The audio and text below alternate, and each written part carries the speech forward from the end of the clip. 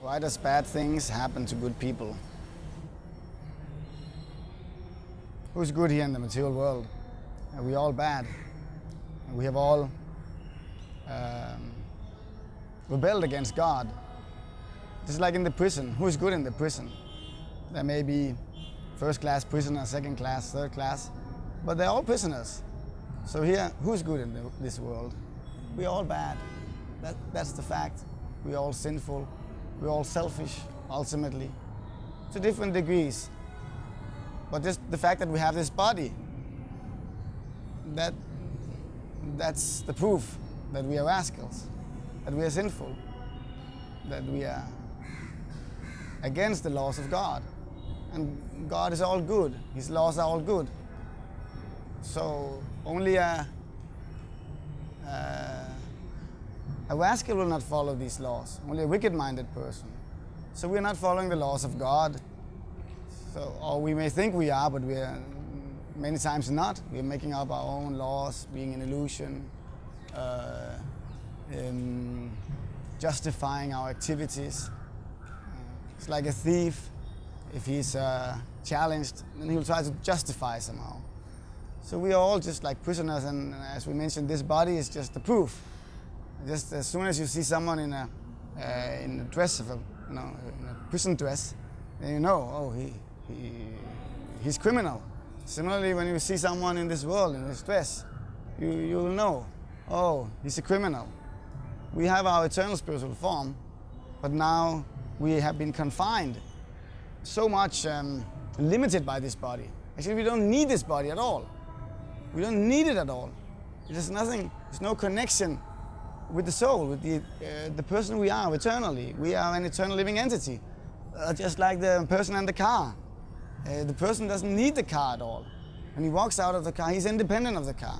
Rather, the car is dependent on him, and it only moves if the conscious person, there's a conscious living entity that makes the car move, either by machine, by a control, or by sitting in the car. Somehow or other, the machine is working because there's consciousness behind. So yes, just like the soul and the body, the soul, body, similarly, person, car. The person we're comparing with the soul, and the body with the car. So this body is just useless, and it is without it we'll be very free. Sarvagata is explained that we are free. We're totally free to travel to all material. We can travel throughout all the material and spiritual skies, or the material universes, the spiritual universes. We are free to go there, but now we are so confined in this body. It's like a jail, and it's the punishment also.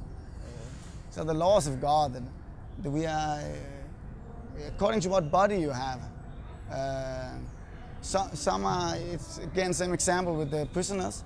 So some are first class prisoners, some are second class, some are third class. So the first class prisoners, they have more freedom. It's like an insect has very little, he has even more punishment. That body he has gotten is even more, restricting him. So then there are human beings. There are so many animals, of course, species of life, so many animal species of life. And the human life is very rare. And then there are also higher human beings, like on the heavenly planets, higher planetary systems. So they are more free, but they are all prisoners, even on the heavenly planets. So this is still in the material world. They are all prisoners. We are all prisoners. We should understand this fact very, very deeply, and we should want to get out of this prison, not try to make the prison a nice place. We may be positive that there's some good things happening in the prison, but the one who comes in the prison and rescues us, we have to follow. There are these, that person we have to be grateful to. If we should follow we should not be.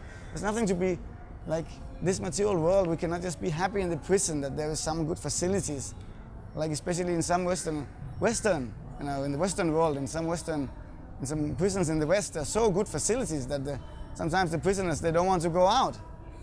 And so you may be grateful to this or that and to that guard that he's also employed by the government ultimately. this material world is ultimately under the control of the Lord. So even this prison and the everything going on in this world, the sunlight and the rain and the wind and everything which is here, the foods that are the foods that we eat. Otherwise we cannot live. So everything that is taken care of by the supreme government, by God ultimately. But it is the prison department here in the material world.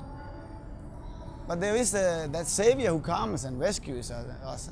We should follow Him and be grateful to Him and try to escape this prison life, this terrible place. There's nothing good here. We should really know this for sure. We should really know this for sure. And because of karma, bad things happens to so-called good persons. Because in so many previous lives, we have lived so many lives before this. So you don't know what that person has done, or even in this life. So and a person may seem good, and ultimately we are not good in this world. No one is good. We are all prisoners. So this is the answer to this question: why bad things happen to good people. We're actually not good people, and there is a reason also. That person has done something in his previous life or in this life, and the reaction is coming now. Hare Krishna.